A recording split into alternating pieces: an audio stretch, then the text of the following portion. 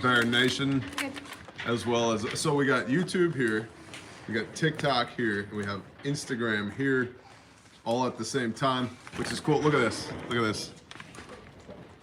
Liberty doing the TikTok thing, Dudley doing the Instagram thing. Are you like lounging on Bug Out Bob? What are you doing back there? It looks a little suggestive, is all I'm saying. Cracker, Stalwart Peacekeeper, Office, Hunter Seeker. We're all here. What's up, Coach and Dad? Oh man. So it's Tuesday, Q&A. If you have the Q's, we have the A's, question mark. And so we'll do our best to track on all three platforms, but predominantly for the TikTokers, the children on TikTok, and the scantily clad women on Instagram. We do this on YouTube. So the YouTube channel is Bear Independent. That's where you'll find us. Put your clothes on, listen to your parents. All right, so put your questions in all caps in the live stream, and if I see them and want to answer them, I will. If I see them and don't want to answer them, I won't. So let's see, right here, not one more inch. I went to the Responder 1 class Sunday, refugetraining.com, and Twitch is an amazing instructor. Thanks for the firsthand knowledge. Thank you. Good job, brother. Thank you. Question, thoughts on Russia paying foreign creditors in rubles and our ban on Russian oil? Ban on Russian oil is just a show. The whole thing is, it's a ruse. And they're paying in rubles because they're no longer allowed to settle in US dollars because hashtag sanctions. So did you get the oil-free pump from Harvest Right? No, we didn't get the oil-free. We got the Premier pump from the Harvest Right for the freeze dryer. And you change the oil in it about every 30 cycles or so, and it rocks. What brings you the most hopes from Scorp Tech? What brings you the most hope with all the chaos that's coming and already here? We are not of this world. We belong to the Most High, the creator of the heavens and the earth. Yahuwah our Elohim, the Lord our God. My job is not to be afraid of what's going on in the world. My job is to serve him to the best of my ability. And that's what we do our best to do every day here. And so we're commanded to fear nothing but Yahuwah our Elohim, the Lord our God. And so what brings me peace? That. Am I afraid? No, not even a little bit. This is something we talk about regularly. There are things that we're concerned about. There's things that make me scratch my head and go, I don't like that. But I'm not afraid. We're not supposed to be afraid. And if you look at the story of the children of Israel, every time they went and did a thing when they were afraid, the Father wasn't with them, and it went terribly poorly for them. However, when they were confident and they were secure in their relationship with the Father, one of you shall put 1,000 to flight. What are you so afraid of? If the Father be for us, who can be against us? Okay? So, let's see. How long do you need to start seeds before transplanting them in the ground? Well, Kerry, that depends on the plant. 3 to 6 weeks. And it depends on what's your soil temperature as well. Irish Rebel said, my company just placed a stocking order for our shop and warehouse from Refuge Medical. Forest was a great help to us. Thank you, Irish Rebel. That's awesome. Good job, foe. People are bragging on you. Shalom, Tommy Salter. How far should retreats and bug out location be from major and even minor highways? That depends on your lines of drift. For major highways, a lot. From minor highways, it depends, because what's a minor highway in New Jersey and what's a minor highway in North Dakota are two very different things. So it's all about population density. Then you need to look at lines of Twitch. Justin Pogue said, tell Twitch and Phelps the silver student says thanks again. You're welcome. You're welcome. They said, what's up, PJD? We got any questions from the children on TikTok or the hookers on Instagram? No questions yet. Good. Looking for tips from Mag Creation and Foundation. Ideologically, theologically aligned. The closer you are in your mindset, the more you're going to be able to develop your heart set and your skill set with one another. But if you disagree on the big things, you're not going to be able to go deep with one another. Remember, the whole reason you're coming together in the first place is to affect security, because it's dangerous enough when y'all are separate, that you've decided that you want to be together, mutual assistance group to do life together. And so you need to be aligned on the things that matter to you. And what matters to you may be vastly different than the things that matter to me, but you need to be aligned with one another on the things that matter to you so that you can create the context to go deep with one another. If, I don't know, we'll use a stupid example. If you are absolutely convinced that Mountain Dew is the best soda on the face of the earth, and I'm like, absolutely not, it's the black cherry, whatever, that Dudley's always buying, and we've decided that this is the hill we're gonna die upon, we can't go deep anymore, right? We can't go any deeper than that. So you have to be ideologically, and I would submit theologically aligned with one another. And for us, theology is to serve the Father, to be obedient, to be his hands and feet, to be washed in the blood of the Son, to be obedient to the Spirit. That means a lot to us. It's the most important thing to us. And so because of that, we can go really deep with one another. We are what we call enmeshed, right? Like our lives are so inextricably intertwined that we are now woven into the fabric of each other's lives.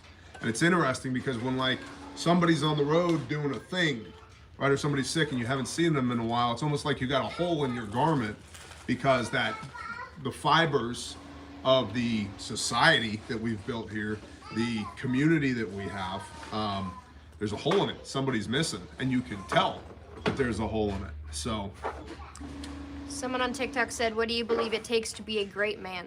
what do you believe it takes to be a great man? I believe it takes you flipping your Bible open and going to Ecclesiastes chapter 12 and reading verses 13 and 14, which say, let us hear the conclusion of the entire matter. Fear Elohim and guard his commands, for this applies to all mankind. For Elohim shall bring every work into the right ruling, including all that is hidden, whether good or whether evil.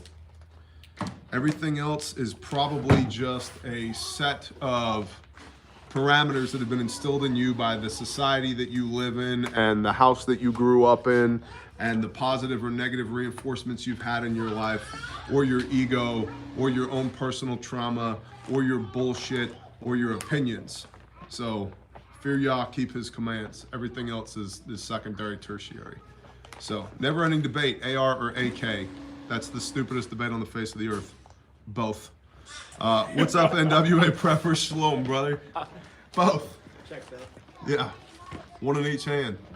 What else we got? Which polymer striker fired 9mm pistol should I get? The one that you can afford and fits your hand.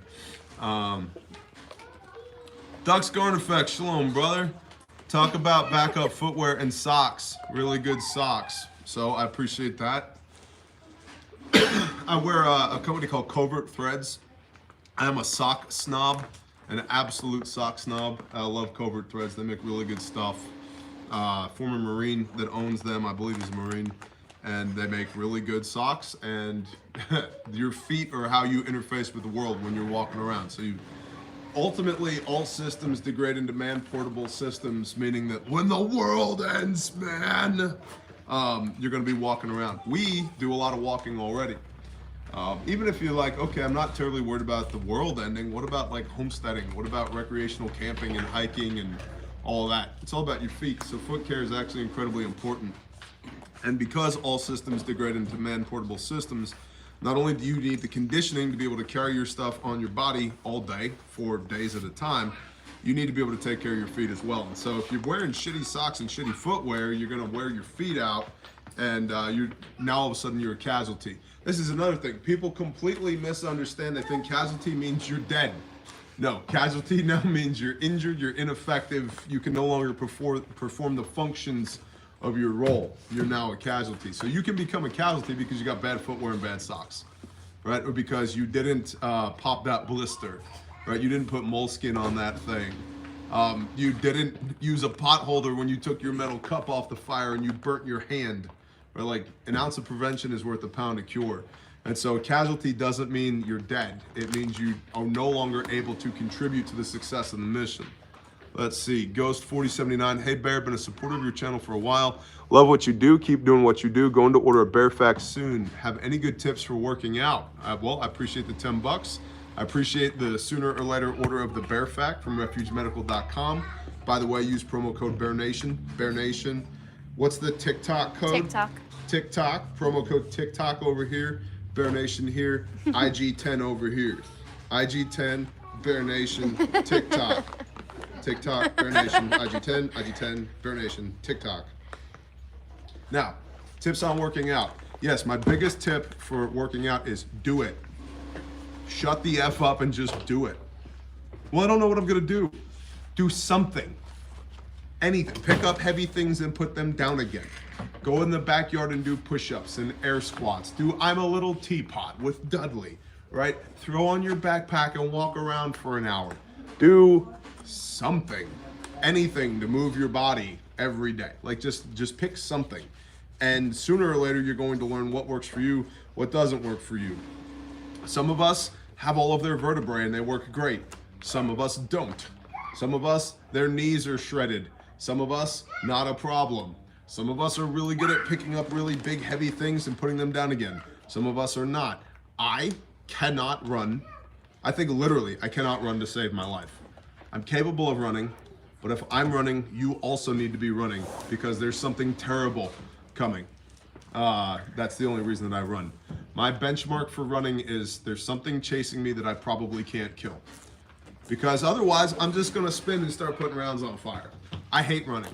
Versus Twitch, who's like runs for fun, right? I'm like, that is the craziest stuff I've ever heard. Running for fun blows my mind. And so, workout tips from Bear.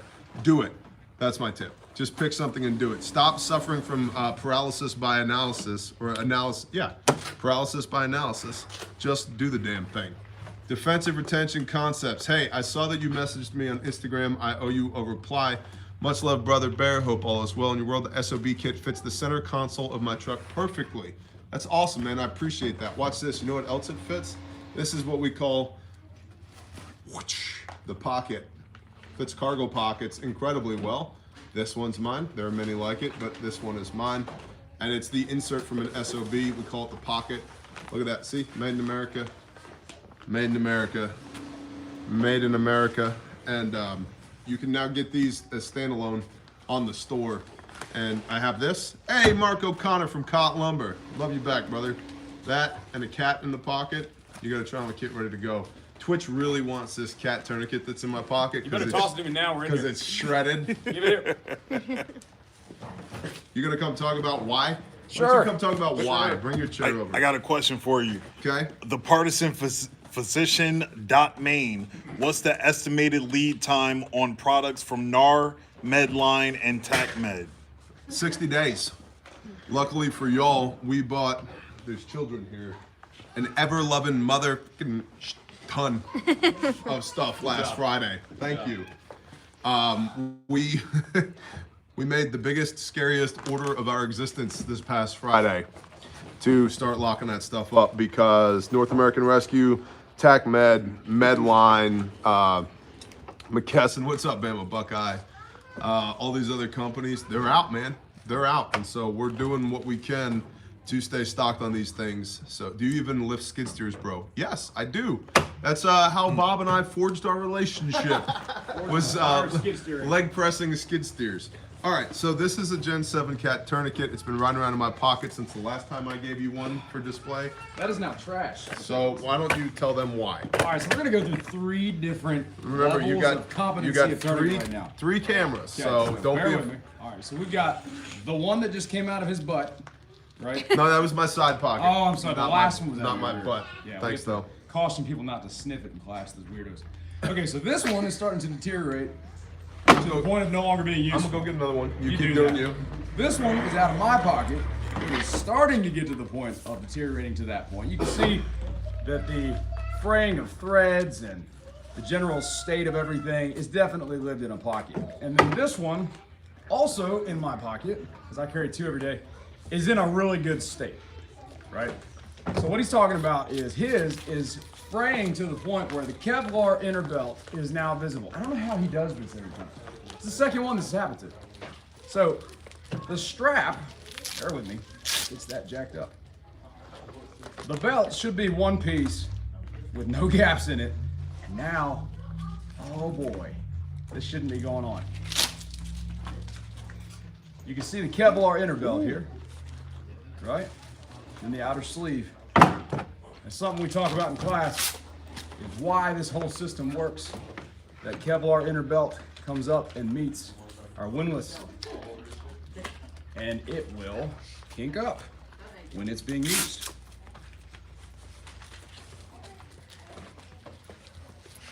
See it right there? That's why the whole thing works. That's also why every time that we use it, we have to stretch the whole thing back out. Because when you apply it, the entire system will bind. Now you have far too much slack, it's not gonna apply right. So you have to stretch it out. And that's why. Did you get you one, brother? Did you find one? I didn't know where I was going to get any more tourniquets from. I would like to point out, though, are you done? You're not done? Okay, go ahead. Oh, we're done. It's just much better. Oh, yeah. I got you, homie. Thanks, man. Don't worry about Hey, it. Twitch, I got a question for you. I have this Sojourn Gear tourniquet holder. Okay. So, why do you and TJ only have it in your pocket instead of in a tourniquet holder?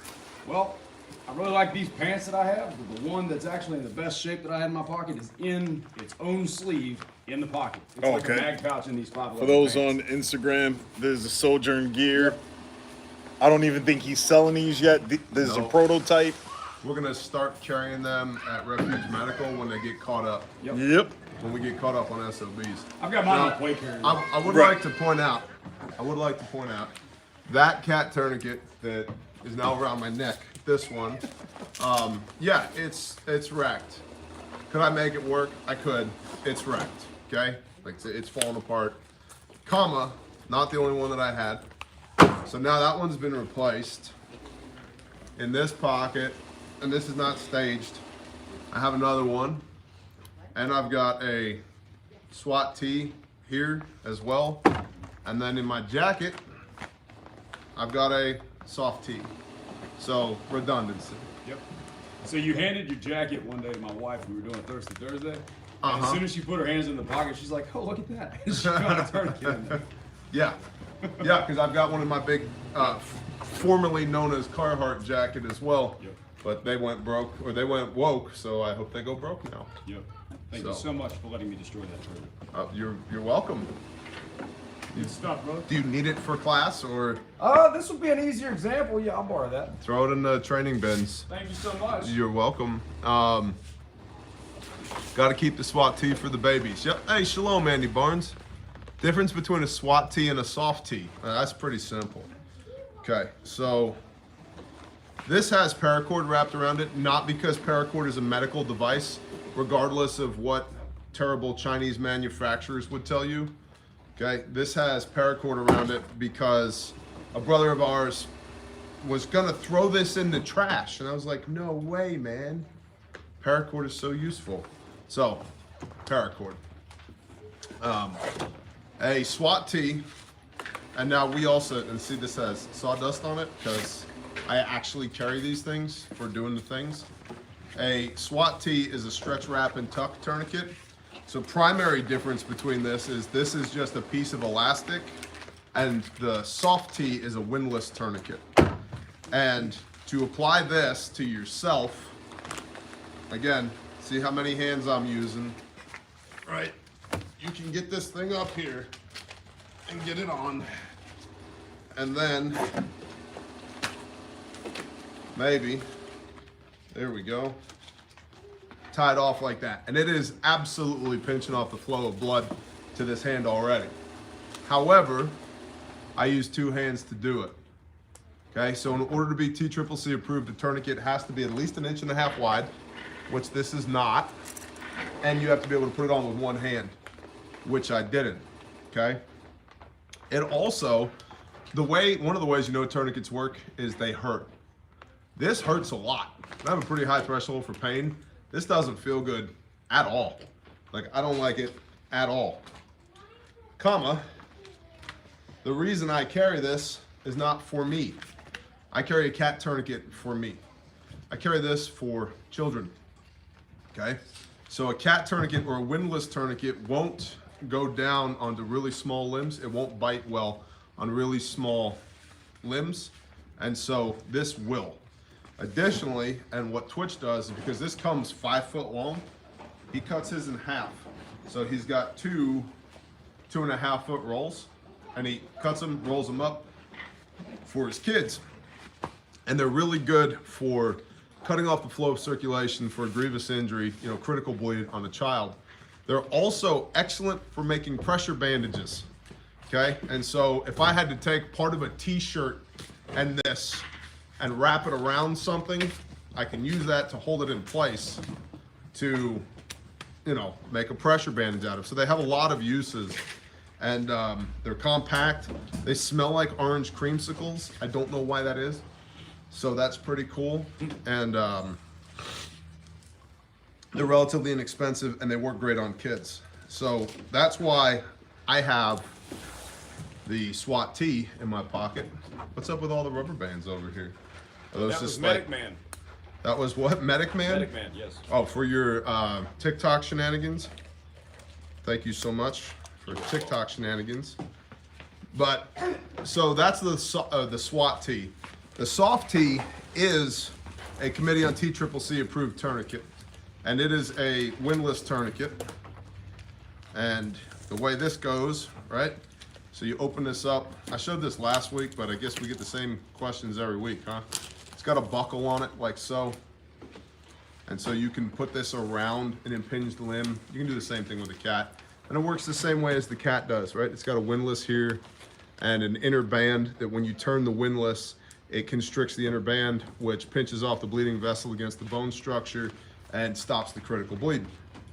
So a soft T, neither the soft T nor the SWAT T would I carry, nor do I carry for self-aid. They're not for me. They're for other people. I carry cats for me. Now the cat can be used for self-aid or for buddy aid. But the thing with the cat is they're kind of bulky. And the SWAT T and the soft T are not. And so I carry those for, if I have to work on somebody else, I've got them on me. And I think that's one of the things to understand is we have the mindset of not only do I need to be able to take care of myself, I need to be able to take care of everybody else around me. And so if you've ever spent any time with us, come to one of our trainings or come to one of our live events or men's retreat or something like that, or been, you know, able to come to camp when we do stuff, we take over. We get that all the time from people, like, you guys just take over. Yeah, we're here now. We're in charge now. This is our space. Whatever it may be, we just kind of have that vibe. We come in and we take over. And part of that is we're extending our covering onto this space. That if anything bad is to go down here, we're the people that are going to handle this. And so we have a lot of people that are medically trained. Imagine that. We have a first aid kit company. We have a lot of people that have a lot of medical capability. And so we approach life not just with, I need to be able to take care of me, but if something bad happens here or at the grocery store or the movie theater or the school or the softball game or your house or the office, or I'm visiting your house or whatever it may be, we have these capabilities on us. Much like, you know, I don't even want to get into the concept of a defensive handgun because I know TikTok doesn't like firearms. Communist Chinese people. But anyway, much like that, you're extending that covering, that protection out from yourself. It's the same concept with gear for us when it comes to medical gear. So, all right, what else we got? Best kit you have for mass casualty besides the pack. Best kit for mass casualties besides the MAC? Besides the public access. Oh, casualty the public kit. access Yeah, kit? Besides So that. the public access kit is specifically for public access, you know, controlling bleeding in a school or an office or a church, any environment where there's multiple people. Mass casualty incidents, 4 or more people. And so public access kit will do 2 to 4 bleeds. Then we have what we call the MACs, which is the MAC 4 and the MAC 8.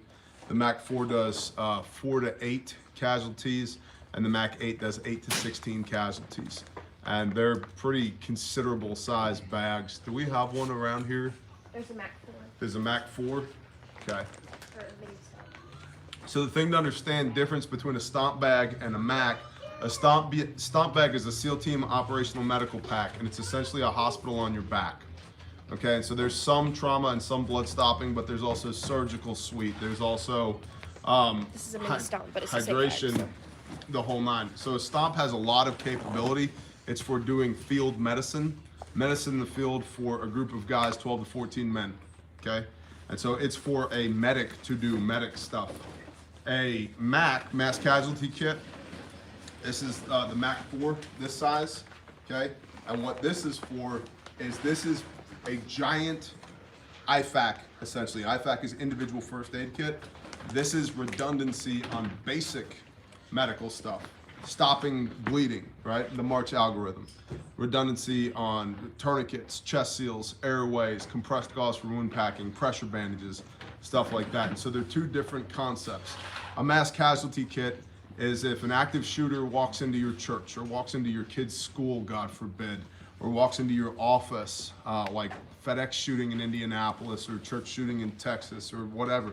One of these atrocities starts happening, and you have people laid out on the floor, bleeding to death everywhere. That's where the MAC comes in, because it's a mass casualty kit. It's not designed for doing surgery in the field.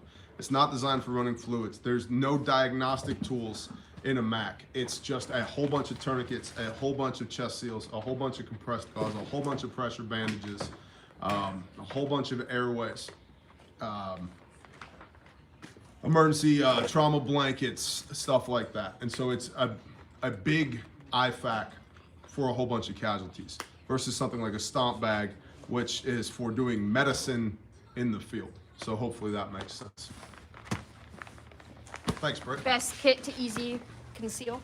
It depends on who you are. It's like, should I concealed carry a 45? Depends. Bug Out Bob might have a problem with that. Me and Dudley, not so much. So, best kit to conceal, I mean, again, the pocket. I got one in my pocket right here. Boom. This can go in a backpack, it can go in a purse, it can go in a glove box, it can go in a cargo pocket, it can go all kinds of places. I mean, it'll fit in a lunch box. We had a guy rendered aid with a kit that he had in his lunch box. What do you got, bud? 2A.kinda.gal. When do you decide if you're packing versus using a tourniquet? Oh, okay, so that's a great point. Let me bring my training guys over here for this. Talk about junctional areas versus tourniquets. I got a good Slide trick. that chair over. In fact, I'm gonna take this one because Butch's skinny butt will fit in this one. And I got too much stuff on my hips. It's not my fault that I wasn't born with a butt, okay? Well, if you eat enough potatoes, you get one though. Come on in here, bro. Okay, I'm over. You wanna hit it? Sure. So, to start with, I gotta pee. You guys talk. Bye. Toodles. to start with, tourniquets work, as he was touching on before, by applying compression to arm. Typically, arteries will run on the inside, the legs the same, seam your pants, you can imagine. Your body's trying to protect them. They're on the inside of your skeletal structure. And what you're doing is taking that tourniquet, that strap, and compressing it against the bone. It's like crushing a garden hose against the ground with your foot. That's what it's doing. Now, in the junctional areas, which is the pelvic girdle as well as the shoulder and everything, this moves. So there is no hard backing to compress that against. That's when you absolutely have to go to wound packing. Go ahead and hit on when you might do some wound packing type stuff that's not junctional later on. Yeah, so I got bit by a pretty angry dog at work one time. And during that, if it had been a deeper wound, that's also a time where you would want to do that, because I could put a tourniquet on and cut all blood flow, but for that specific circumstance, I needed functionality. And when you put a tourniquet on, you have temporary function, but it will eventually, if you apply it right, it will eventually stop all usage of that limb. So it's important that you know the limitations, and it really matters what you're doing at the time. You don't just get in real life to go sit on the bench. Right, and so we have recently had another life saved that the wound was a rip, and it had not hit the artery, but it tore a lot of flesh. and that can cause enough bleeding to still be significant and dangerous with just being venous. But if it's a lot of blood loss, that still can put you out of the Yep. picture. Yep, there's definitely, the main point that was crossing my mind as a cop was my pelvic girdle, my groin, because we wear body armor to a certain extent. I could tourniquet all 4 limbs technically, but that area of your groin is the width of your whole body, so it's a large area to target, and then it's still got those arteries going through it, so it's pretty dangerous for that reason. So wound packing was the main spot that I already thought about ahead of time that I'd have to address. Found our box of booms. I was waiting for him to open that one. Let me get you a thing of gauze so you can tell them about it. All right, let's do it. Tell them about it or show them, brother. That's what I meant. While you're getting that set up, they want to know when they come to class, what do they need? What materials do they need to bring with them? Pen. Pen, notebook, drink, Everything else is everything. included in the Correct class. mindset Plus to the learn. class. Yeah. Hey, I'm store using So some we gold. provide I mean a compressed gauze. trainer kit that we designed with American Rescue for use in the class. It is equipped with everything you need to take part in any of the responder series of courses. And we did that for 2 main reasons. One, we didn't want our students to have to destroy their personal IFACs in order to take our course, and then try to resupply those afterwards. And that's even more important now, given we may not be able to find the supplies to restock it. And 2, because as much as we would love for everyone to come take our courses, what we actually love hearing about even more is, hey, a student went back and trained their family, their friends, their coworkers. I think the most we've got was one student came back and said they're training 40. I remember 40. Yeah. Well, that's a huge point with the class. That's a huge point with the class with refuge training is force multiplication. How does an SF team take over a country? 10 guys train 100 guys, train 1,000 guys, train 10,000 guys, train 100,000 guys, train 1,000,000 guys. A year later, you got a 1,000,000-man army. The whole idea with refuge training, the reason you keep the trainer kit is when you leave, you can go train the people who could have been, should have been there, but couldn't have been there. Right? So your church security team, the people at work, your friends, your family, the people in your mutual assistance group, your prepper group, your whatever. Go teach people how to do this stuff. That's why you keep the kit. And the kit is not an insignificant amount of the cost of the class either. Yeah. It's a very high value class. So show them what you're working with. All right, With angle that sucker down here if you would. So we got compressed gauze. Now, I really am fond of these. This is what I literally wrapped my arm with from that dog bite. And it's important to note that this is 4.1 yards of compressed gauze, and it's 6 ply. If you've ever had toilet paper problems, we joke about that. But in the age of COVID, everybody and their mother was having to take whatever toilet paper they could get. If you've ever dealt with 1-ply toilet paper, You'll know. You'll want to wash your hands with some speed. So at the very beginning of this whole thing, to give us some assistance running it in, we're going to tie a knot. If you forget, don't worry too much about it. And that's going to be the first thing you drive in, right? that's only there to help you drive that gauze to the actual spot of the bleeding, because that's where you want to start your packing, is at the actual source of where that blood's coming from. Yep. And you're going to run that as deep as you can get it. We're going to go to the bone, hopefully. Then you're probably going to be looking for, with your hands, you're going to be feeling for a pulse, because that's the artery. That's the whole goal of trying to compress. Get you some slack, and now we're going to do this push and replace kind of motion. We're purposely going to never let up pressure with one side before I take it over with the other. So right now, my right thumb has the pressure. I'm getting ready to relieve it with my left thumb. Press down. Now I can bring this one out, and I can take whatever's left, run that in the side, and then we're going to repeat that motion. Whatever finger you got, we're going to push and replace. It doesn't really matter if you can't fit your thumb and you go to pointer finger. The goal is to get as much material in there. Now, he uses the ditty that I have stolen now of tell yourself you need to go forward, back, left, right, and down. Because you don't want a whole cylinder of gauze when the injury's probably flared out inside. And these wound cubes and the balonies that we call them, they definitely have that. So down. Most wounds from any cause, whether it's a gunshot or an impaled object or whatever, it's not going to be a perfect cylinder, and so That's right. you don't want to build a column of gauze in that wound and leave the space around it to sit there and pool blood and then cause issues down the road. Now we also like pointing out, if you ever had to do this, God forbid, you think this person's gonna enjoy this or sit still, you're wrong. And we like talking about how we talk to people really matters, right? So if this person's unconscious, that's one thing, but if they're not, explain to them, we're doing this to save your life, and it's gonna hurt. Yep, and if we don't do it, you'll die. You're gonna die. Otherwise, there's no reason to do it. At a certain point, you're not gonna fit anything else. And if you've ever had a rock in your shoe, you'll know it because it puts more pressure in one spot, right? This is also something significant to take in mind. If you're working with 6-ply gauze, you're gonna end up probably with leftover like this. If you're working with something, if you started with a combat gauze, which is maybe like a 4-ply, it's thinner, you can put more in it, okay? Yep.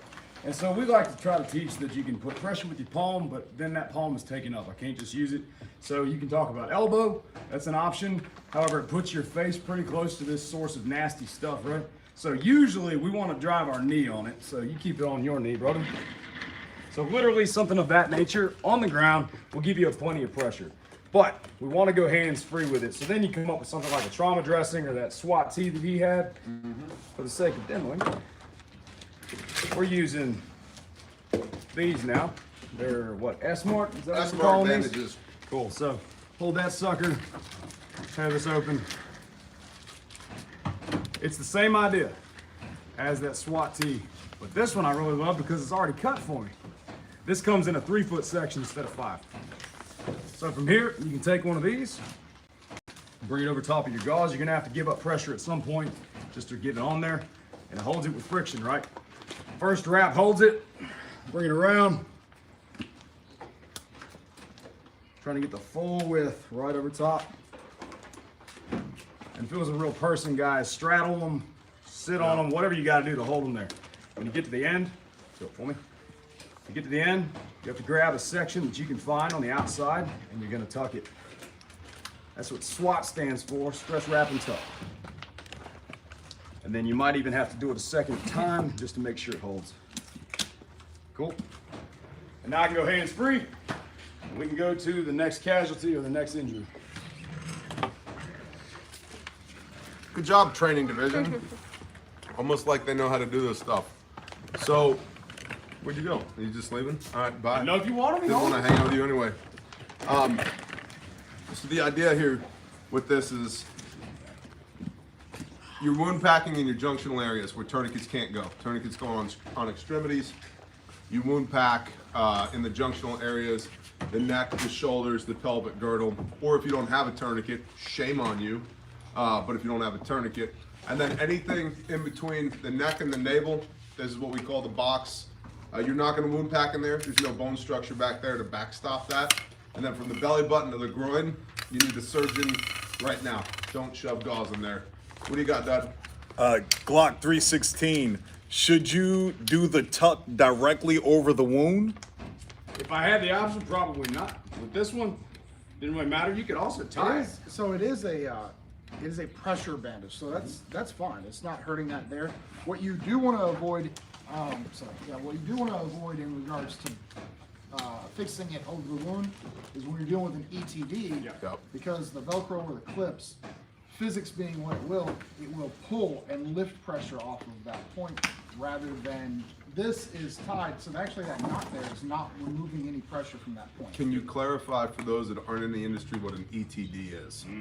Emergency trauma dressing. There you go. It's essentially a purpose-built ace bandage with a gauze pad built into it, typically periodic Velcro to keep it from unrolling and controlled. You may hear it referred to as an Israeli bandage because of the origin of that style of purpose-built product. That was funny. We got somebody one day, they were all pissy. They wrote into us. They're like, you call this an individual first aid kit? There's not even Israeli bandages in it. It's like, that's cute 1970s technology. Yeah. We use these. It's a North American Rescue or an Olays, and they're far superior to the Israeli bandage. Not that there's anything wrong with the Israeli bandage, but they haven't been iterated on for the last 40 years. And so it's funny how many people are like, there's not even an Israeli bandage in there. There's actually something significantly better than an Israeli bandage in there. But we have guys that show up all the time, and they're like, yeah, because if you put the tourniquet on, they're gonna lose that limb, right? But at least they didn't die. It's like, funny story. Yeah. That's not the case either, because Decades ago, we've learned a lot. Yes. What do you got? Somebody said if they're completely green, can they still take a class? And another one was, can just anybody Yes, come to that's a what class? responder one is Green for. new? Absolutely. Yep. We have taught an 11-year-old in that class.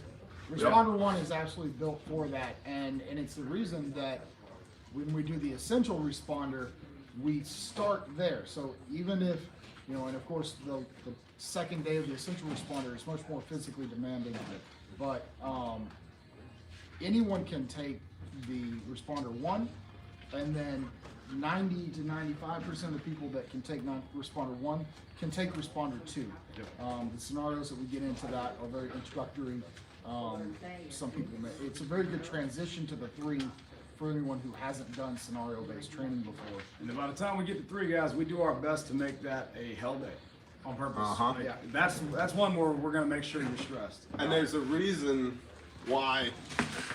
I don't know if you can pan down here, It's gonna but get us kicked off. These are not real. Let's just no, say these that. are TikTok legitimate. cans. These are legitimate training tools. a pile of guns. But they're magazine fed blue guns, CO2 powered. CO2 powered, magazine fed. That one's got BBs, yo. Yep. And but we do a lot of force on force training with these and the second day of the essential responder or responder 3, where you're having to make shots while potentially getting shot and fix yourself and the other people in your room and or casualties that you didn't even know existed while maintaining situational awareness. And the cool thing is you've got good instructors who are debriefing you as this happens, and there's a lot of opportunity to learn some critical skills in this. And you guys I don't want to scare people, because my default would say you guys just absolutely beat the piss out of people, but it's not in a negative way. Yeah, it's purpose driven for sure. And what we tend to find by the end is people give us feedback, we want feedback. And by the end, usually everybody's like, man, there was a point where I wasn't sure I was going to be able to get it done. Like, we had a couple people tell us, like, I was about to this point that I wasn't sure I was going to actually be able to finish whatever the thing was. And we're trying to get you to that point, but not make you quit. Not break There you. is a point when we're trying to bend you, not break you. That's the thing. And that's the thing, like we've had young PT studs there and we've had old broken people there. And the goal is not to break anybody, it's for you to work at your pace to problem solve through whatever these issues are. Well, and it's a medical fact that the human body undergoes changes under stress, and every person is different. So some of them may experience time differently. Some people may lose dexterity of their hands. Auditory exclusion. I don't hear squat. Yeah. Yep. So Yeah. there's this whole range of symptoms that you can experience under high stress. Literally, the whole purpose of that second day is to bring you right up to that stress point, not push you over so that you are no longer able to function. Bring you right up to that stress point and hold you there, and figure out what happens to you in that moment. Yep. We also do, I think, a fairly good job of implementing teamwork. That's a focus during the responder 3. Whereas in Over half responder, the class. oh yeah, yeah, beyond half of the 8 to 10 hour day is very team focused, and that's another thing I think people really enjoy about it, because, like, if you're a church security team, hopefully you're not the only member of that team. So a lot of it's team oriented, and that's something that we've gotten to express here recently. People show up, and I think it would be good for MAGs to come, like mutual assistance groups. Because it's also good. Many of the classes, they don't know each other when they get there. But Man, then they just butt in. Suddenly you have to work as a team with people that you're not familiar with working with before. And in any kind of real world situation, that's likely to happen. If you're at Ruby's cafeteria or something, and there's an active shooter, hey, your team is now the people that are around you. Yep.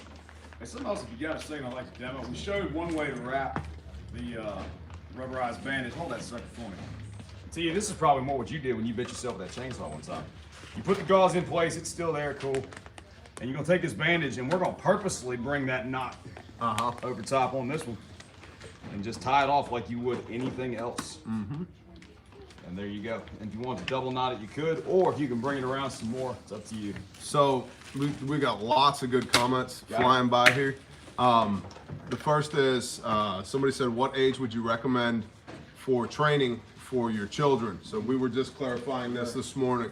About 13 years old for the Responder 1, 15 for the Responder 2, which is CPR and AED, and then, what did we see? 18 for the Responder 3. Now, we've had people younger than that come before, but they were the exception, not the rule. And then if you can come to one of our classes, great. RefugeTraining.com, use promo code BearNation. It'll save you 5% on there. And if you have a group that you want to get trained up, email Phelps, Stalwart Peacekeeper at sales@refugetraining.com, right? There's like 14 or 16 classes up right now on RefugeTraining.com. Go pick one, go to it. If you can come to one of ours, great, come. You should come to one of ours. I truly believe it's some of the best training that you as a civilian can get in North America. If you can't come to one of ours, at least go to the Red Cross. At least find somebody teaching the Stop the Bleed protocol somewhere. I mean, we actually took the name Stop the Bleed out of our Responder 1 because it was dumbing down what we were doing. It's so much more than Stop the Bleed, comma, it's part of the Responder 1 for us. So at least go learn, CPR and Stop the Bleed, both of which are protected by the Good Samaritan Act. So you can do your own homework on that as well, especially you TikTokers with all the free time you got. You can go Google that shit.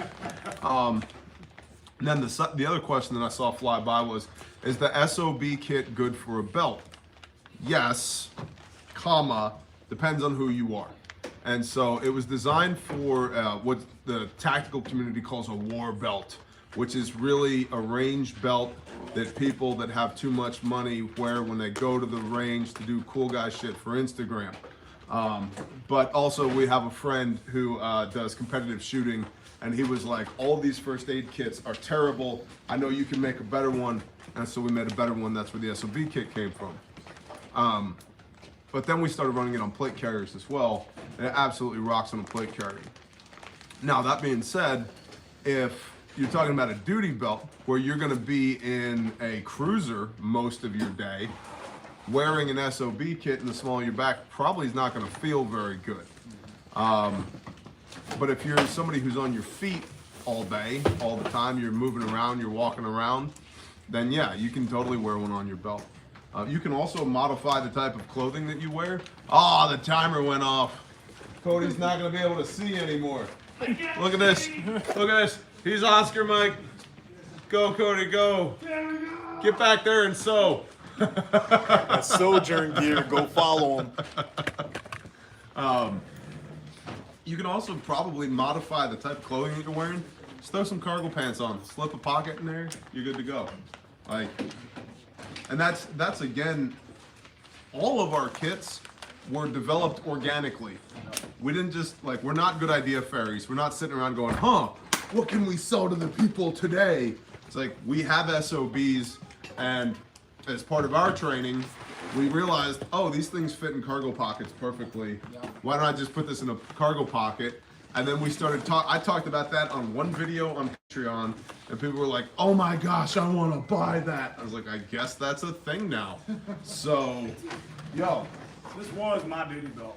The belt itself, anyway. And to give you an idea of depth and thickness. Sucking on still. whoa, buddy. Whoa! Too many cookies, huh? Yeah, I'll tell you what. There is the thickness we're talking about. Whew, sorry, I got a paper. I mean, it's doable, but I tend to agree with you. I mean, if you're gonna have this, it feels a lot like a handcuff pouch to me. Yeah. Yeah. So I mean, it's doable, but it just depends on what you're doing. Yep. It wasn't much thicker than most of my other gear, honestly. Oh, let me give you all another tip too. All the time, we get after action reports all the time. And in fact, somebody asked, so you say that you'll, and it was a TikToker, one of you disgruntled juvenile Chinese spies. They were like, well, how do I know I'm going to get my stuff replaced if I save a life? And I've mentioned previously, we have a good bit of medical expertise within our organization. And so we get after action reports. you use the kit, you send us an email, right? Admin at refugemedical.com. You send us an email, and we review the use of the kit. And in some cases, it's aid rendered, and in some cases, it's unequivocally a life was saved, right? And if it's unequivocally a life was saved, we count it. We've not counted some stuff as lives saved that I think it was, probably. Yep. But we're not going to call it a life saved unless we know unequivocally it was a life saved. We right? had that literally just 2 days ago. Yeah, That just was a few. awful. Yeah, I mean, a kid, motor vehicle accident, ejected from the vehicle, facial injuries, head injuries, critical bleed, Z-fold gauze held against the kid, and this was the guy that had his kit in his lunchbox, saw the motor vehicle accident happen, ran over, got combat gauze on the side of the kid's head, and cradled the 6-year-old in his arms until EMS got there. Kept the kid alive, kept pressure, not too much pressure, we don't apply pressure to head wounds, right? But was able to stem the bleeding and kept the kid alive till EMS got there. We didn't count that as a life saved. Doesn't mean that it wasn't, but I can't definitively say unequivocally, yes, that was a life saved. However, we guarantee our stuff forever. And if you send us that after action report and we look at it and we go, yeah, that dude totally got his life saved. Like number 34, the dude was out climbing a tree. I'll talk about that in a minute. Or 17, Yep. open fracture of the bone jutting out the inside of the thigh. Yep. Total laceration of femoral artery. Yep. They put a tourniquet on, saved their life. EMS only showed up 7 minutes later. Yep. They've been dead 3 times over. Yep. That's pretty obvious. Yep. And so we only count the ones that are completely, like, unequivocally, yep, that's a life saved. And then, hey, guess what? We have your email address because you sent us that after action report. Then we respond with, awesome, good job being the responder. What's your shipping address? And then we just send you stuff. And in a lot of cases, like, people run into us all the time for, like, aid rendered. It wasn't a life saved, but it was aid rendered. They usually get a box in the mail too, because we want good kits in the hand of good people that are going to use them. And so it wasn't until the juvenile Chinese spies called us on this that we've ever even had to codify this, because it's just been a part of the ethos of the way we operate. But I guess we actually have it in written form now that it's being added to the website, so that all you undercover CIA, FBI agents can see it in written form on the website now, because you don't know us well enough to believe what we have to say. And that's okay. But, we firmly believe in let your yes be yes and your no be no. If we say it, we mean it. If we don't say it, we don't mean it. And so that's how that works. If you save a life, we replace the stuff at no cost to you. We've done this 34 times now. And we've done this 34 times as an incredibly small business until today. And we're still, in the big scheme of things, we're still a small business. Like, we're a small business. We've just been inexplicably blessed by the hand of our Creator over the last 2 years to go from an hour a week in my barn to full-time, damn near around the clock out of this building. You guys are on the road a third of a year. You spend an average of 4 months per year on the road teaching people.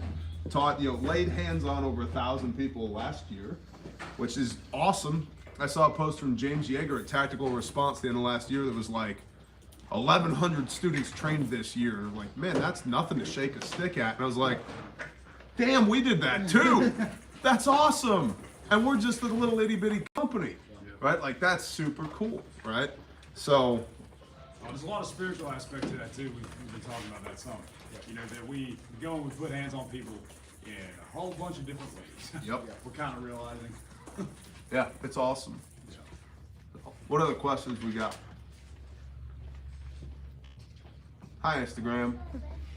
How we doing over there? You put your clothes on back yet? Have you repented of all your sinful, whorish ways? Jeez. Best medical kit to keep in your vehicle? Right there. That one? Both of them. We'll Both talk of them? about both best medical kit to keep in your vehicle. So it depends on what kind of vehicle you got. Is it a boat? Is it a helicopter? Is it a Jeep? So this is the adventure kit, and the spiel on the adventure kit is, thank you, Vanna. Beans, Band-Aids, bullet holes. That's what the adventure kit will cover. It's beans, Band-Aids, or beans, what am I talking about? Boo-boos, Band-Aids, bullet holes. Your favorite beans bullets. Yes, yes I was. So it's got Band-Aids in it. It's got sutures in it. It's got splints in it. It's got tourniquets and combat gauze and pressure bandages in it. It's got everything in it. And so if you roll up on a crash or you're in a crash, you know, burn dressings, rolled gauze, oral rehydration salts, instrumentation, all in this, that's the adventure kit. This bag is made in America. Again, and that's another thing. It's guaranteed forever. If you break the bag, send me the bag back and I want to know what you did to break it. And I'll send you another one and we'll use the busted bag and your after action report so that we make it better next time. So, it has no condoms. No, it doesn't have. If you're trying to bang after a car crash, you got bigger problems. Okay? So, that's the adventure kit. This is the crash kit, and this is in a Pelican 1500 kit case. Rather, I think we're gonna need some table action for this. I'm just gonna flash the whorish Instagrammers. All right, so first of all, notice when you open this, ta-da! Now I feel like Vanna. So you got your shears here, your Benchmade strap cutter, seatbelt cutter here. This is wound closure, this is steri strips, sutures, all of that. This is eye shields. We got burn creams here, OTC meds, triple antibiotic, ointment, hydrocortisone. This is cervical collar, C-spine collar right here, good to go. Then, I mean, just, I'm not gonna undo all the awesome work that Hunter Seeker put into this, but this is a hospital that rides around in the back of your Jeep, okay? Including this being the Oh yeah. And so, and then here you have, check this out. See this insert right here? If we've got trauma we need to deal with right now, see this insert? Everybody checking? Look at this, I got two tourniquets right up here. I got a cat, and I've got a soft T, and watch. Pop this open, boom, where have we seen this before? I've got my quick clot, my pressure bandage, my gloves, my compressed gauze for wound packing. I've got more quick clot down here, like so. I've got my trauma pack down here with more compressed gauze for wound packing, eye shields, 5x9s, fold flat duct tape, triangle bandages, emergency blanket, Curlix gauze, blah, blah, blah, blah, blah, right? And, oh, hey, what's back here? Where have I seen this before? Look, I've got more shears. I've got my Burn Tech dressing. I've got more 5x9s. I've got a nasal pharyngeal airway. I've got two high-fin chest seals, full-size high-fin chest seals, all right there, ready to go. And if you get a crash kit, for example, let's say you're into, you're doing maritime operations, right? You're on a boat, and are you gonna repack that for me? Cool. You can get all that vacuum sealed. Like, you just, the crash pack, when it comes, it's vacuum sealed. So literally, if it's on your helicopter, we got you. If it's on your boat, we got you. We have these things on submarines. Okay, how cool is that? Like, that's some kids everywhere. That's some badass stuff. I love that we didn't change over to those other boxes. Yeah. I got Oh yeah. all later. And this is a legit Pelican case. It's not a cheap case. It's a legit Pelican case. You've got right here Olay's bandages, right? This is a SK6 surgical suture kit right here, right? This has got sutures in it for wound closure. You got a quick litter in here if you need it for Casevac. Right there, North American Rescue quick litter. You got computer tripods over here? Yeah, you do. So, oh, the tape. Oh, the tape. You got gloves. He's got everything in it, okay? And so again, the whole idea with these kits is like, we're not sitting around the office like the Monopoly man going, I wonder what we could sell to the people. This actually started, a guy named Devin, who's become like a really awesome contact for us. He works for a company that does Baja racing in the desert. And they had a guy, unfortunately, got killed in the desert. He's like, we never want that to happen again. Can you build us kits? I said, absolutely. And so we worked together to come up with the crash kit. And that's exactly what it's for. It's for car wrecks. But it's also in a Pelican case, so you don't have to worry about the stuff getting wet or getting dirty or dusty or whatever. And it's got everything in it that if you get into a bad wreck, it's got everything you could possibly need in it. And our whole concept here is, if the crash kit is good enough to go 1,000 miles through the desert at upwards of 140 miles per hour through the mud and the dust and the rain, it's probably good enough for your minivan or your Jeep. Just like the Bearfac. If the Bearfac is good enough to take into combat, it's probably good enough for you to take to the range. And so that's how we build kits here, man. Everything is iterated from real world experience, not from how can we make the most profit on this piece of garbage kit that I'm, you know, the Luxurious Bastard. Hey, man. Oh, so that's the crash kit right there. Also, Luxurious Bastard got your care package in the mail. For the first time maybe in my entire life, I put some beard balm in this thing this morning at my executive meeting, and I smoked that cigar you sent on the drive over here. So, appreciate you, man. Sexy doing it. Oh my gosh, my foe, every time I walk by Foe's desk, it goes, your face smells so good. So, the Luxurious Bastard beard care, recommended. What's up, sister? Hello. What are you doing? Are you gonna start up a live stream too? No. Okay, we got 3 of them going at the same time. So, what other questions we got? This is my water, ain't it? It is now. All right then. Questions. I'm waiting for somebody from Instagram to ask another If they question. live in sub-zero temp, do they have to worry about anything freezing in the crash kit? If they live in sub-zero temperatures, the only stuff. Chemicals maybe. I don't know. No, well the alcohol ain't gonna freeze. No. And no, Okay. no, you don't.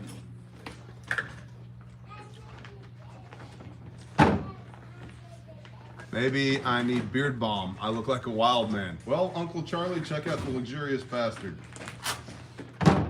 I'm still getting made fun of because I messed my beard up the other day. Yeah, well, My it wife. happens. My lovely wife, she said, get rid of that. It looks terrible. It did. I just tried to trim it. I was being honest.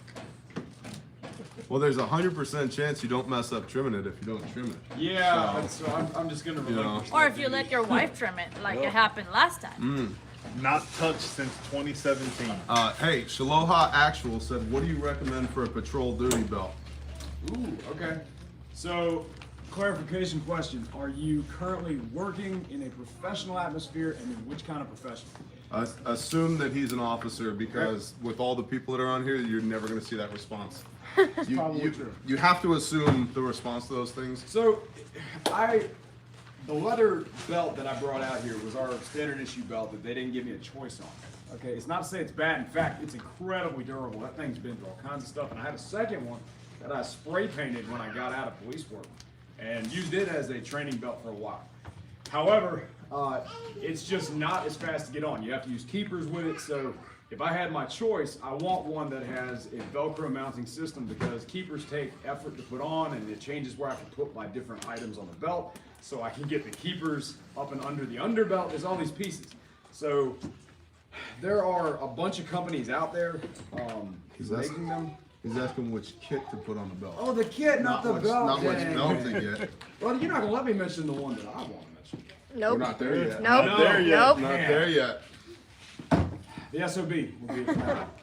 Yep. See, I get on this tangent. Yeah. Yeah. So if you're doing duty line stuff, the SOB kit. Like I said, I've actually run it on mine before. What do you got? What's that thing? IGs. Elk Guide. When will oxygen be included with the kit?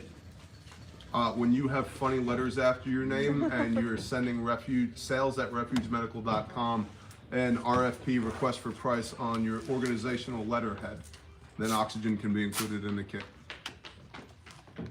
How's that for an answer? That works. Okay. One more thing on that kit request on that. So the SOB kit, even in the office here, doing some shenanigans recently. I prefer that kit inverted So upside down with the Yep. flap facing the ground. Yep. It's just, it seems more natural when you pull it and you rip downward. It just feels better to me, so I like that more.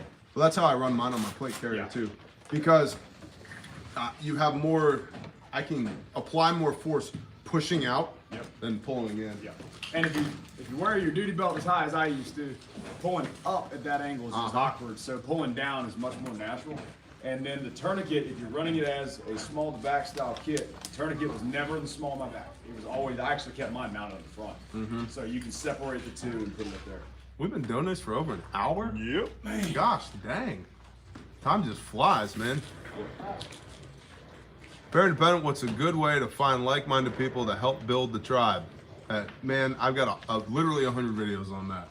I would just recommend you use the search bar here, Bear Independent Tribe. It's not, I don't want to rehash that.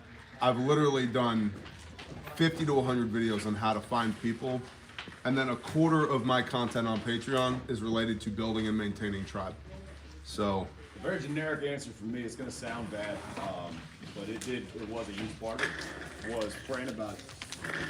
that's a super generic answer. Yeah, you should be ashamed of that answer. Well, like, I think everybody thinks it's a cop-out, but like my wife and I, my wife's off screen right now, she literally, with me, we prayed for the idea of community to be a thing for a couple years. And tried to build it, couldn't seem to build it, so sometimes you gotta go where it's already built. Did I get hit? No, I like the Cry JPC. It is light and it is small though, so if you're someone that likes to wear all kinds of gear that you sit out with your arms like this, it's not made for that. So I run the RTS tactical. It's nothing fancy.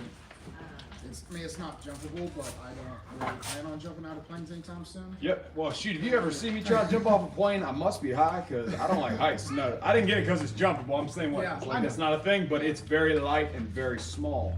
Mine's a little bit heavier duty than yours, but it's not a full size. It's not like full coverage or anything like that. But it's got a full combined with Mario all around and all that. When the riots and stuff were still going on, I had a need to get a black plate carrier so I could have heavy plates in my trunk.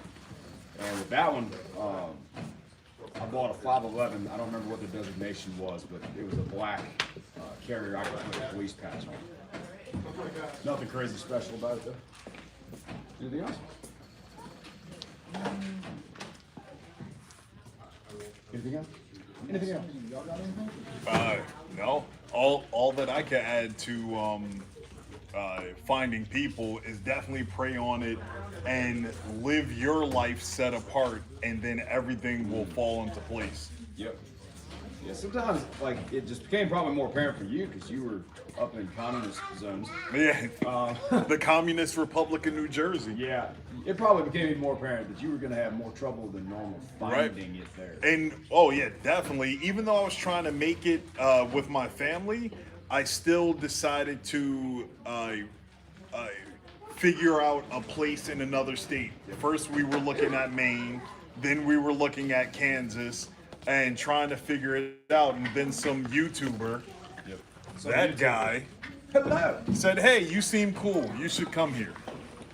Well, you missed the part where you were cool first. Oh yeah. Hey, come on here, man. Yeah, so the You guys keep moving back. You gotta move forward. Keep trying to otherwise they can't hear you. Look, man, I know wait. how these things work. The closer you are to this thing, the better they can hear you. If you're back here, and you talk like this, then they can't hear. Hey, I can project. So, someone else had asked in regards to like the ones we were talking about earlier and packing and whatnot. What do you do after that? Sutures and all that kind of stuff. That depends. So, first off, I'd like to start with the fact that the stuff that's covered under the Good Samaritan Act is simply to buy that casualty, buy them time so that they can get to another higher level of care. Because the treatment you're doing then is not fixing what's wrong with them, it's stopping them from dying. Yep. Yeah, because we can get into the concept of long-term care. I was talking to someone in the class just during a break once recently. They had a similar question. We were talking about suturing. There's a lot of dangers with suturing if you don't know what you're doing.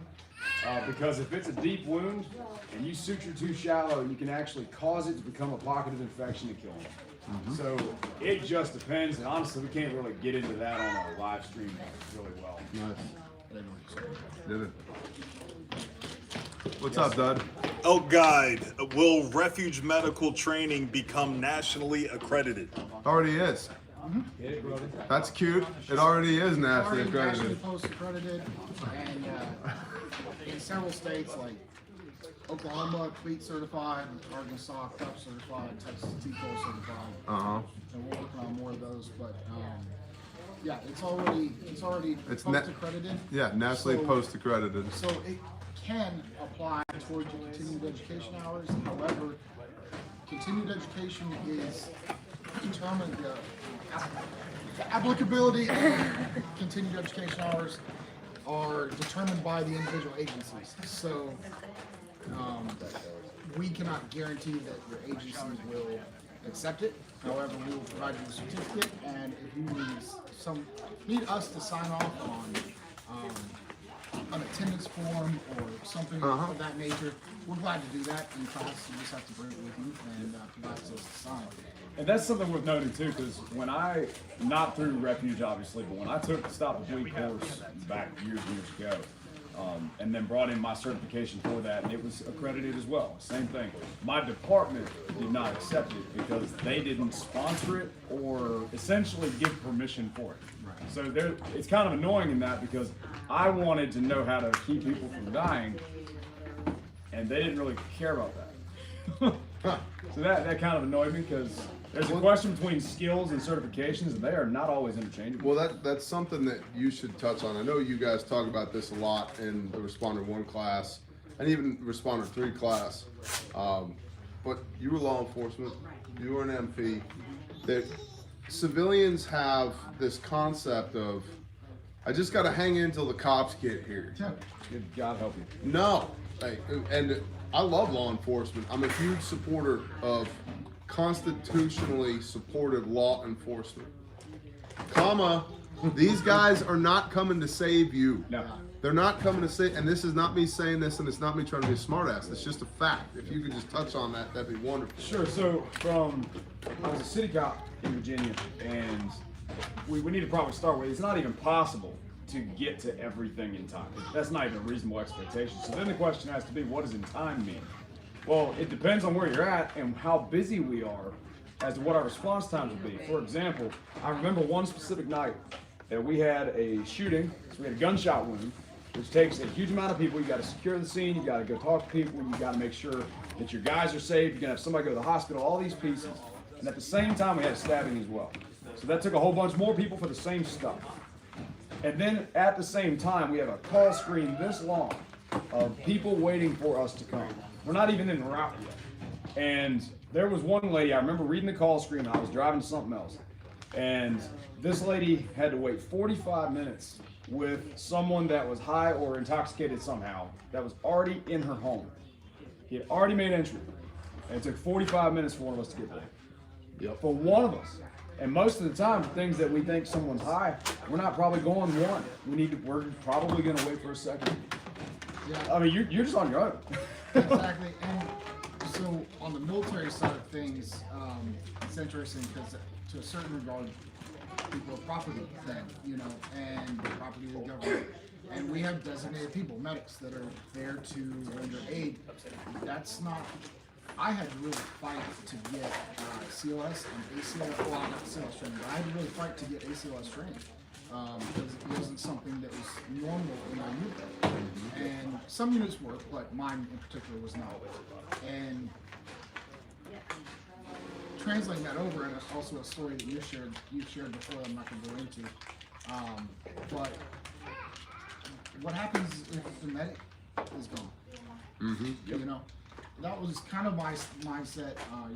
You told the story about your friend that experienced that even more dramatically, but it's an issue of personal responsibility, and it's honestly what kind of shaped when you're trying to decide what to name our courses. That's the reason we settled on the Responder series of courses, because everyone has it in their mind that the police are the first responders. Yep. they're not. They're the first paid responders, sure, but they're not the first responders. The person who was the first person there, that they're the first responder. Their response was just to call the police. Yep. But the first responder is the first person that's there. And you know, if you're conscious after a traumatic injury, then that's you. You know, you're self-aid. So we named the courses that because we very much want to enable and empower people to respond appropriately to try to save lives. Well, and in that aspect, like the people that I responded to and rendered aid to as an officer, on almost all of them, I had to run past people that were already there. Yep. Yeah, you were the outlier. Yeah. From a law enforcement standpoint, most law enforcement, and maybe this is changing, maybe it's not, but I bet it's the opposite. I bet most it's not. law enforcement officers are not interested in rendering aid. They don't see it as their job. To the extent that they will render aid, it's on themselves and maybe their partner. But it's not on the general public. It's generally, I don't even want to jump into that rabbit hole, but they're not coming to save you if you're bleeding to death, okay? You need to not bleed to death before they get there. And a lot of those guys, let alone what training they may or may not have, they're not interested in rendering that type of aid. And so it's not even a case of, well, we should train all law enforcement officers to do this. They're trained on self-aid. But whether you train them or not to intervene in a medical situation, the expectation is not there, and the reality is they're not going to do it anyway. A lot of officers now, even so, I've been out for about a year now. A lot of officers have pretty good reason to be worried about getting sued for almost anything. So then the question is, what are you going to get sued for? You can get sued for not acting, you can get sued for acting, and so they're kind of in this hard spot where it's like, okay, I can't win either way, so maybe I'll play it safe. I can hear that. I can almost hear that. And it all comes back to, who does that leave? That leaves you. You're the responder. That's like Star Wars Peacekeeper was saying. That's why it's called the Responder Series of classes, is to turn you from an innocent bystander to a responder. So we've been on here a while for a Tuesday. Let's see, maybe we got one more question we can run the day out with. Maybe Cody can come over and say hi. Hey, Code!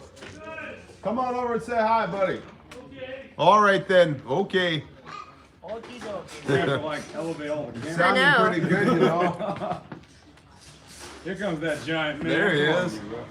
I feel kind of unkempt. I haven't found my razor yet, so. Yeah, that's all right. We'll round out the corner of your beard. So, Don't do what I do. hey, this is Cody with Sojourn Gear. For those that don't know, he's our brother and our friend and the newest resident of our office space here.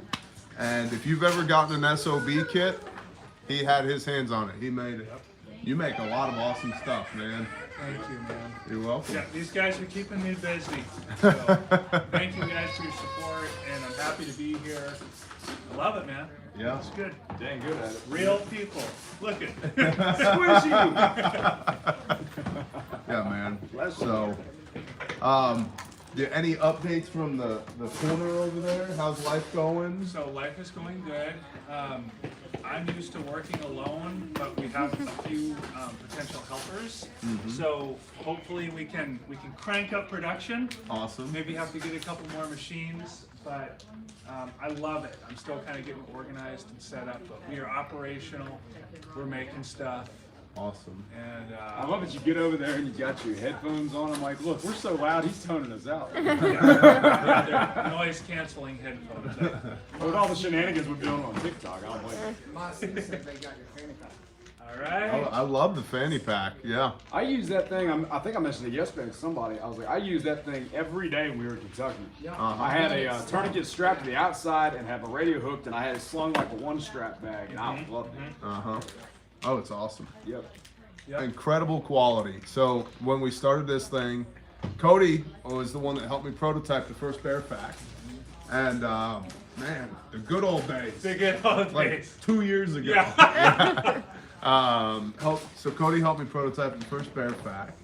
And then as the business has grown exponentially, Cody was unable to keep up, and so we found a second sew shop, and Cody went to that sew shop and taught them how to not suck and how to make our stuff. And now we have a third sew shop that also works for us, all American made, but Sojourn gear, Cody's level of quality is the benchmark that we hold everybody else to. Like if it's not at least as good as Cody, it's not good. It doesn't pass muster, we don't send it. And we've had on occasion, we've had bags that have come in and it's like, they're good, but they're not good enough. They go back, you gotta go fix this, you gotta make it better. And it's, again, coming back to like, we're real human beings. Like this is not a sweatshop. You know, we don't make stuff over in China. Like this is where we work. This is what we do. That's the guy that sews stuff. These are the guys that teach people. Oh, no, you pay me. This is the guy that packs the wound care buckets. This is the guy that yells at people on Instagram. This is the TikTok lady. This is the guy that is packing kits right now. And there's admin people over on the other side of that wall. And I'm the guy that talks at the iPhones. And so, like, we're real human beings, man. And the fact that you guys would see fit to support us in doing this stuff is just, yeah, praise y'all. Another awesome question, the last one. Well, Lone Solo said, Cody is awesome. Love my Minuteman bag. Oh yeah, I love the Nice. Minuteman bag too, man. We're making more, hopefully pretty soon, Yeah, if we get the time. yeah. No rush, you know, no rush. I got one in my truck right now, and I actually just talked about it on a Patreon video the other day. I won't talk about it again. So, sorry, bro. Yeah, man. It's a beautiful thing. Eric Hayden wants to see more of the Dudley. More of the Dudley. Let's see that guy. There's the Dudley right there. How y'all doing? Get duddled. It's a beautiful thing. Oh, make sure to look for his Patreon within the month. There's going to be training videos for everybody to help you get in shape. Oh yeah, so that's coming on the Bear Independent Patreon channel. Also, you know what? We'll end with this. So a lot of y'all were on the For y'all that forums. Can't see me. A lot of y'all were on the forums on bearindependent.com. So we're switching over bearindependent.com. It hasn't been updated really, the layout of it, in like a year. And when you go back and look at it, I'm like, it still has Gen 2 Bear Fact pictures on it.